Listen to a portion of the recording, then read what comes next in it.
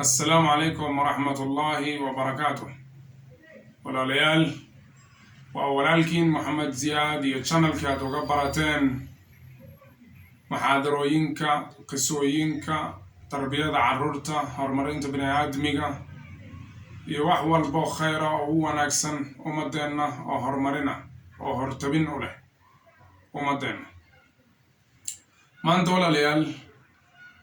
waxay ku saabsan tahay kelimadeenu ama maqtacan maanta wuxuu ku saabsan yahay furayaasha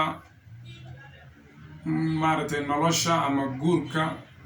najaxay ee guulaystay oo lagu yiraahdo af carabiga mafaatiix alxayaat alzawjiya annaajixa furayaasha nolosha qoyska ee maaragtay guulaystay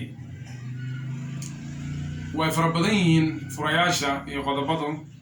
laakiin waxaan rabaa inaan maaragtay hal qodob u dul istaagno maanta waxaan ka hadlaynaa waxa weeyaan oo kaliya hal maaragtay qodobkaas oo ah at-tawaasul al-iijaabi xiriirka maaragtay wanaagsan ee labada qof isqaba ka dhex dhaca waxaan wada ogsoonnahay qof walbo bani aadama wuxuu leeyahay xiriiro maaragtay oo kala duwan dad kala duwan oo meelo kala duwan jooga ayuu xiriir la leeyahay xiriiradaas waxay isugu jiraan kuwa maaragtay qaab ficil ah qaab hadal ah xiriiradaas waxay saameeyaan maaragtay dadka ashkhaasta maaragtay ula macaamila asagana uu maaragtay uu ku saamoobaa xiriiradaas waxaa ka mid ah xiriirka u dhexeeya labada qof ee isqaba sababtoo ah laba qof walbo isqaba waxaa kulmiya ahdaaf waxaana xukunto qawaacid iyo maaragtay waxyaalo ay heshiis ku yihiin qawaaciddaas gudaheeda ayay ku wada hadlaan oo ay dareenadooda maaragtay ay isku weydaarsadaan meesha markaa maaragtay waxaa imaanaya sawirka maaragtay qofka inuu ka qaato sawirka maaragtay maqsuudka ah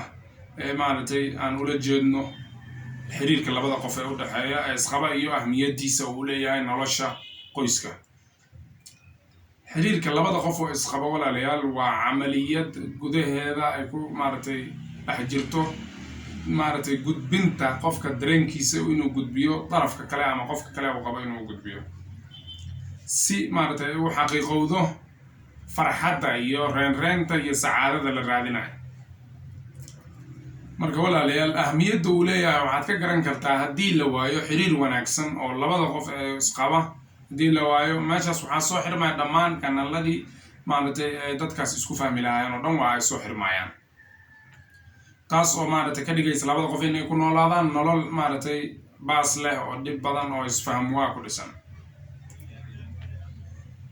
xiriirka marka labada qof ee maaragtay isqaba u dhexeeya waxa uu maaragtay يعني ودياريا وليبا حريرك وناكسن لقطة ولا هذا يسخن عنتا يقفك إنه مارتي رأي كيسا يفكر كيسا إنه مارتي وعبره أو مارتي نلش هذا دعوينكا كده دعاية إن أي مارتي قفك وعبره درين كيسو قبيه شروط أيولية هي تواصل كاس مارتي فعالك أما مارتي حريرك مارتي وحقولك لو تقف دحدة شروطها ولا ليال وإن مارتي يعني marka koowaad maaragtay waa inaan dareennaa daruurada ama inay lagama maarmaan tahay in labada qof raqba xaqiiqiya ama rabitaan dhab ah oo maaragtay run ku salaysan ay qabaan inay gaaraan mid walba midka kale maaragtay yacni xalka iyo tawaasulka iyo xiriirka wanaagsan inay gaaraan qodobka labaad waa maaragtay xusnu niya walmaqsad bayna azawjayn in maqsadkooda iyo niyadoodu ay wanaagsan tahay qodobka saddexaadna waa inay gaaraan macrifo iyo maaragtay iyo jacayl maaragtay marka ay ka hadlayaan ama ay xadidayaan maqsadka ay ka leeyihiin xiriirka labada qof inay helaan macnaha shuruudda maaragtay inay helaan tawaasul facaal ah ama xiriir maaragtay wax ku ool ah xiriirkaas mushkilaad ayuu leeyahay mushkilaad ayaa maaragtay dhexda ka soo galo mushkilaadka waxaan ku qeexi karnaa mararka qaar in ay ku fashilmaan labada qof oo isqaba ama midkood inuu cabiro maaragtay ra'yigiisa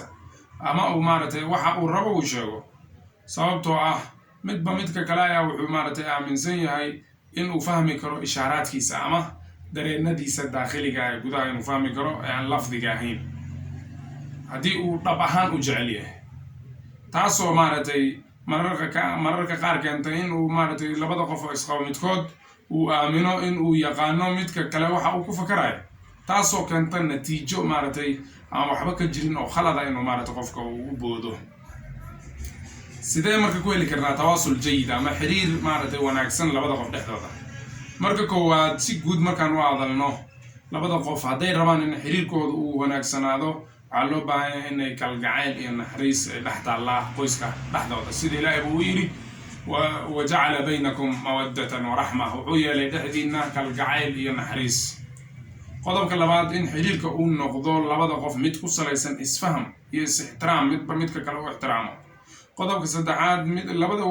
labada qof isqabo waa inay u saciyaan oo ay u dadaalaan mar walba sida wanaagsan inay horumariyaan nafsadooda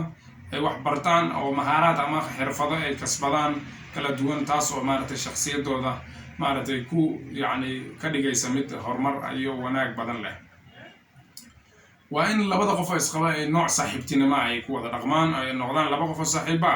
marka xigtana midba midka kale waa inuu maaragtay dhinaciisa uu maaragtay uu miciin bidaa marka uu ciriiri dareemo si uu uga sheekeeyo maaragtay dhibaatada haysata taasaa waxay keeni kartaa midba midka kale inuu maaragtay uu ka helo raaxa iyo maaragtay sakiina iyo deganaansho inuu ka helo haddii arrinkaas uu dhaco labada qof mid walba maaragtay midka kale ka mid ah ayaa wuxuu maaragtay u noqonayaa masdar ama maaragtay il qabow uu ku qabooba ayuu u noqonayaa meel uu qabowga ka helo midba midka kalena wuxuu ku farxayaa sheekada kan kale inuu maaragtay sheekadiisa dhagaysto oo uu la sheekaysto mar walba sidoo kale waxaa laga rabaa mid walba inuu qof waxaa laabudda in uu fahmo qof walba oo labada qof oo isqaba ka mid ah shakhsiyadda qofka kale asagoo baranaya maaragtay waxyaalaha uu ku wanaagsan yahay ceebihiisa ilaa uu ogaado qofka sida uu ula dhaqmaayo oo si wanaagsan uu ula dhaqmi karo maaragtay wax diidaya ma jiro qofka inuu ka faa'iidaysto dadka kale ee maaragtay hal abuurka leh ee maaragtay mutamayiziinta ee guulaystay noloshooda inuu ku guulaystay inuu maaragtay ka faa'iidaysto si labada qof oo isqaba tawaasulkooda uu u hagaago oo uu noqdo mid maaragtay xiriir wanaagsan ka dhexeeya marka walaalayaal inahaasaan maanta kusoo koobaynaa waxaana laga rabaa maaragtay inaan baranno sidaan aan wada dhaqmayno waxaana laga rabaa maaragtay inaan si wanaagsan yacni aan u wada xiriirno maaragtay xiriirka waxay leeyihiin ma aha hadal oo keliya waxaa laga yaabaa in badan oo anaga naga mid aynu u malaynayaan xiriirka inuu yahay hadal oo keliya xiriirku hadal keliya ma aha xiriirka waa dareen xiriirku waa maaragtay afcaal iyo xarakaad dhaqdhaqaaq oo maaragtay qofka uu sameeyo marka xiriirka inaan baranno sida wanaagsan aan u wada xiriiri karno haweeneyda sida ay maaragtay ninkeeda ay ugu muujinayso yacni maaragtay dareenkeeda xarakaadkeeda iyo dhaqamadeeda intaba waa xiriir oo maaragtay sawir ayay bixinayaan marka waxaana laga rabaa inaan fahanno sida wanaagsan aan u wada dhaqmayno waana fura ka mid ah furayaasha guusha qoyska iyo nolosha qoyska inay guulaysato wabittaali ilmaha laftirkooda inay maaragtay ay hagaagaan markay arkaan labadooda waalid sida wanaagsan ay wada dhaqmayaan iyagana noloshooda way toosi doontaa oo nolol istiqraar leh ayay maaragtay mustaqbalka ku noolaan doonaan intaas maaragtay ilaahay anugu anfaco aan sii gaarsiino walaalaha qofka uusan subscribe u saarneen maaragtay ha saarto sidoo kale maaragtay hana dareensiiyo maaragtay haddii uu mawduucan uu maaragtay ka helay hoos maaragtay tacliiqaadka iyo commentiga noogu qoro wixii su'aala iyo maaragtay wax weydiina hoos aad nagu soo qori kartaan saaxiibada hala gaarsiiyo addaallu cala alkhayri ka faacile qofka khayrka dadka tuso wuxuu la mid yahay midkii sameeyey oo kale